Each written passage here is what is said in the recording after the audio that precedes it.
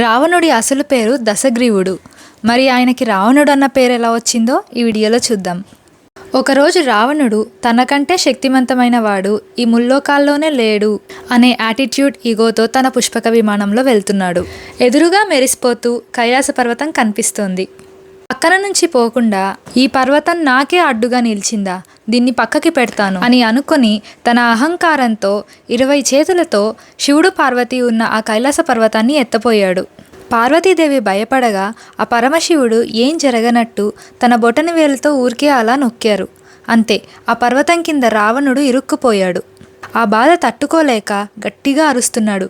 ఎంత గట్టిగా అరిచాడంటే 3 లోకాలు భయపడేలాగా. ఈ సమయంలోనే రావణుడు శివతాండవ స్తోత్రాన్ని రచించాడు. ఆ స్తోత్రంతో శివుణ్ణి ధ్యానం చేశాడు.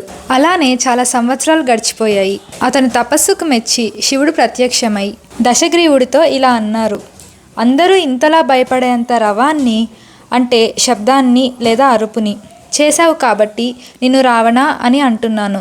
అప్పటి నుండి దశగ్రీవుడు తన పేరుని రావణుడిగా మార్చేసుకున్నాడు. వీడియో నచ్చితే లైక్ చేసి హర్ హర్ మహాదేవ్ అని కమెంట్ చేయండి. భక్తిమయం ఛానల్కి సబ్స్క్రైబ్ చేసుకోండి. అలాగే ఇన్స్టాలో భక్తిమయం పేజ్ని ఫాలో అవ్వండి. Her her Mahadev.